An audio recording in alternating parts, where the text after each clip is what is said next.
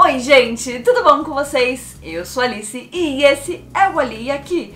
E hoje eu vou falar com vocês sobre o Jogador Número 1, que é um filme baseado num livro de mesmo nome e que eu particularmente estava muito ansiosa porque é um livro que eu amo muito, então vem comigo saber o que eu achei desse filme. E se você ainda não é inscrito no canal, não se esquece de se inscrever aqui embaixo e deixar o seu joinha porque ajuda muito.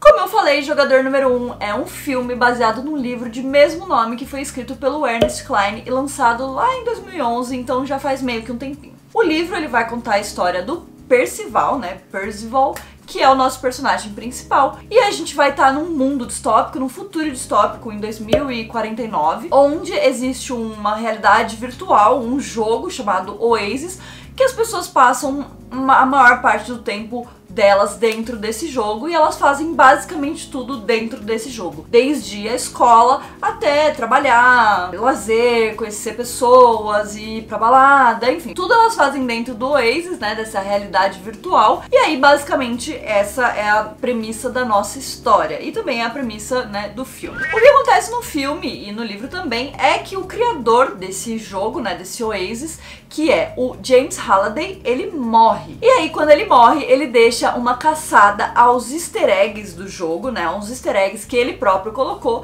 e o vencedor, a pessoa que encontrar todas as chaves e chegar ao easter egg mesmo que ele escondeu dentro do jogo e conseguir vencer, essa pessoa não só vai herdar as ações dele, dessa empresa de jogos que ele criou, como também vai ser a dona do Oasis e vai ter o poder de controlar tudo aquilo. E como em qualquer situação, existem os mocinhos, que são os super fãs do James Halliday. Ele acabou criando aí uma legião de fãs, meio no estilo de Steve Jobs com a Apple e etc, só que aumentado a 1000%, porque as pessoas são completamente obcecadas por ele, completamente obcecadas por tudo que ele fazia na vida.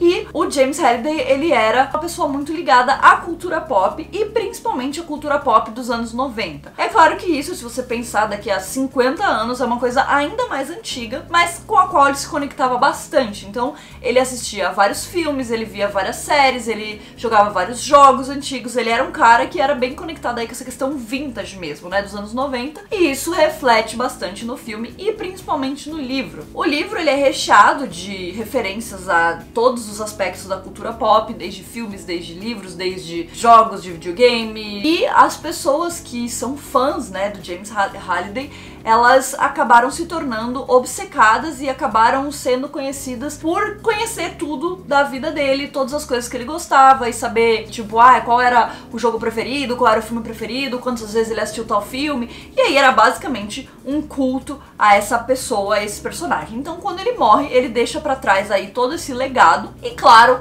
toda essa questão da vida dele, das coisas que ele gostava e desse apreço que ele tinha pela cultura pop se torna o centro dessa caça a esse easter egg, porque para a pessoa poder decifrar os enigmas que ele deixa, a pessoa precisa ser conhecedora da vida dele e das coisas que ele fazia. Então realmente é uma imersão total à cultura pop, e principalmente a cultura pop dos anos 90. No livro, a gente tem muitas referências a um dos principais diretores dos anos 90, que foi Steven Spielberg, é ainda, um dos principais diretores, mas que nos anos 90 estourou, fez filmes que, enfim, mudaram a história do cinema, com os filmes mais antigos dele, e isso reflete bastante no livro. Tanto que ninguém menos do que Steven Spielberg foi escolhido para dirigir essa beleza de filme que é Jogador Número 1, que é sim um grande blockbuster, mas que consegue também ser alguma coisa além de só um grande blockbuster de aventura, o que é muito legal. Então Spielberg, ele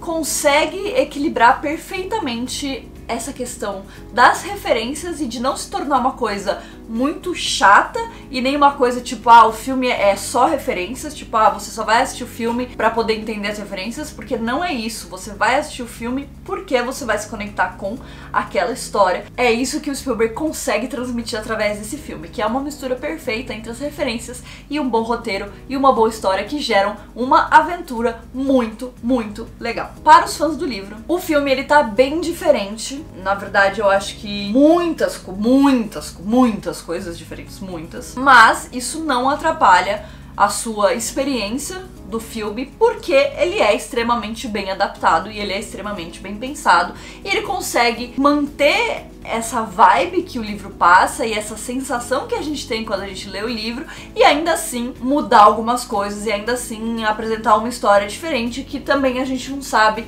pra onde tá indo, o que é muito legal. É lógico que é muito legal você assistir um filme que é basicamente um copia e cola do seu livro preferido, por exemplo. Mas nesse caso, seria muito difícil adaptar tudo aquilo que tem no livro, porque o livro cria um universo extremamente complexo, com muitos detalhes e muitas informações, e explora muitos lados do Oasis e etc. Seria muito difícil transmitir isso pra dentro de um filme que tem só 2 horas e 20, que já é um filme bem longo. Mas ao mesmo tempo, ele tem uma facilidade maior em apresentar alguns elementos por ser visual, e não tem que ficar descrevendo tanto todas as coisas, e sim simplesmente mostrando. Então tem muitas questões sobre o Oasis, e apesar dele não ser explicado, o Oasis é isso, isso e isso, tipo assim, detalhe por detalhe, visualmente você consegue compreender o que é aquilo, e o filme se torna facilmente compreendido por alguém que não leu o livro, o que é muito bom também. Quando a gente lê o livro, a gente tem uma sensação,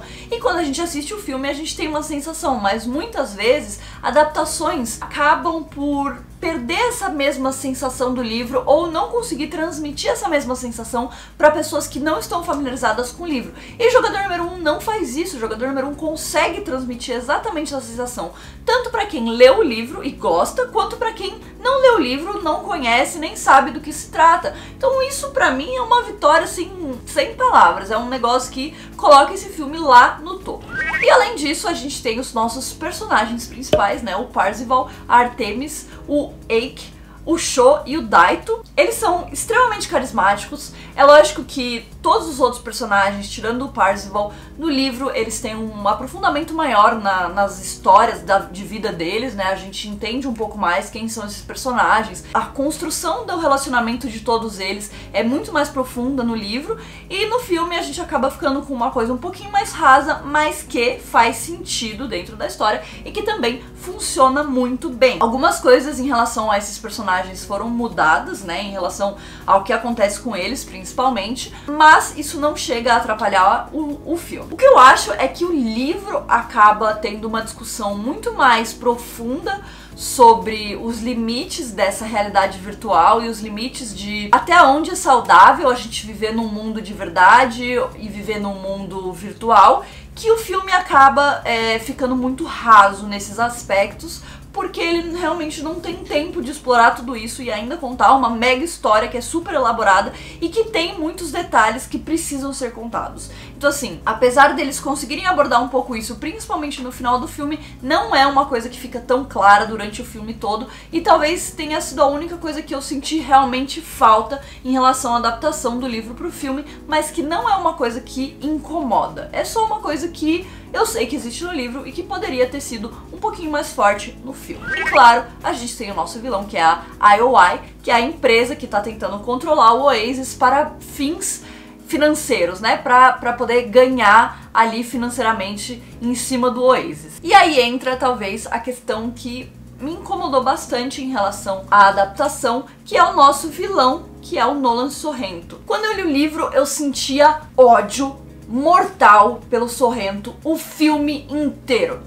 O livro inteiro. Eu sentia muita raiva dele, ele era um personagem assim desprezível, nível Umbridge em Harry Potter. Ele era um personagem completamente desprezível, ele é uma pessoa que não tinha limites de coisas que ele não poderia fazer pra conseguir o que ele quer. E é claro que no filme a gente vê um personagem assim, mas o Sorrento do filme também acaba tendo um lado um pouquinho bonzinho, aquela coisa de tipo, ele não é tão mal assim, ele não é tão ruim assim. A gente vê ele fazendo menção de fazer algumas coisas que seriam bem cruéis e bem ruins, mas no final ele acaba não fazendo essas coisas. É claro que existe toda a perseguição da IOI para o Percival, né, para o Wade, Mas isso também acaba ficando bem mais leve do que é no livro. No livro é agoniante, é assim, horrível. E no filme isso ficou bem mais leve. Mas eu acho que eles conseguiram transmitir a maldade da IOI. Você vê que a IOI é uma empresa que quer controlar o Oasis por razões muito egoístas. E você sente um certo desprezo por eles e pelas pessoas que trabalham lá.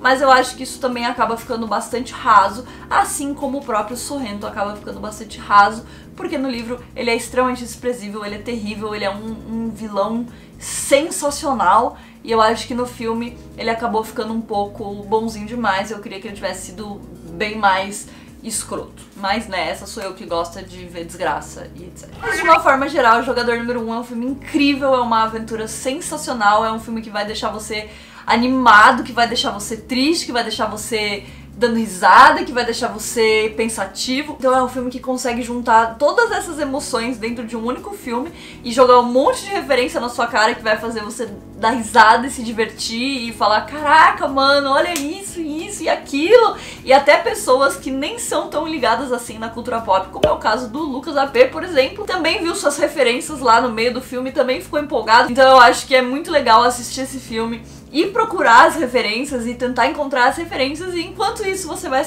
estar se divertindo com uma história sensacional, muito divertida, muito bem contada, muito bem feita, um filme incrível. Eu já assisti 2 vezes, eu tô ansiosíssima pra assistir de novo, eu quero assistir na minha casa pra eu ir pausando e vendo todas as referências uma por uma e analisando todas as coisas. E, enfim, né, Jogador Número 1 é maravilhoso. E, né, lógico, como não poderia deixar de ser, eu entrevistei o Simon Pegg, que faz o Ogden Morrow no filme, que é o parceiro do James Halliday. E foi muito legal, foi pro Pipocando, a entrevista inteira vai estar lá no Facebook do Pipocando, que vai aparecer aqui pra vocês entrarem lá no link. Mas eu vou colocar um trechinho aqui pra vocês ficarem com vontade, porque esse homem, ele é maravilhoso, meu Deus! Então fiquem aí com a minha conversa com o Simon Pegg e a gente se vê no próximo vídeo. Um beijo. So, my first question, have you read the book? I have, yeah. I'd read it before I read the script, and so it was a very interesting experience to pick up the script and be worried, you know, and think, they're going to get it right. But it's truly one of the best adaptations I've read of a book. Cool. I'm really excited. Yeah. I think Zach did a great job of kind of taking the elements of the book that work cinematically, and also, you know, there are certain things in the book that wouldn't work in a movie, and he really cleverly managed to make the transition from one to the other. It's a hard thing to do, and I was very impressed. Cool.